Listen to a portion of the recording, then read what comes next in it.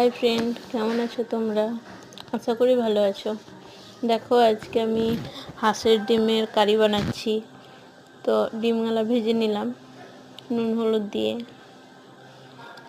তারপর ভালো করে ভেজে নিলাম। আর কালো জিরে, এই গোটা জিরে আর শুকনো লঙ্কা দিয়ে দিলাম। তেলের মধ্যে পেঁয়াজ দিয়ে দিলাম।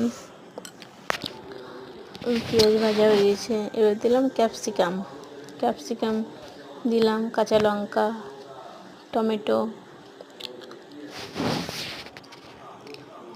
সব ভালো করে একটু ভেজে নিলাম নুন হলুদ দিয়ে।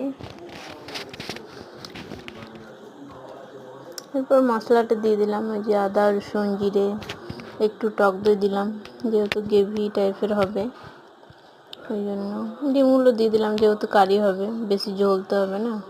ধনেপাতা দিয়ে দিলাম, একটু ঘি দিয়ে নিলাম। ঠিক আছে, থ্যাংক ইউ। আমার পেজটা নতুন, লাইক করবে, শেয়ার করবে, কমেন্ট করবে সবাই।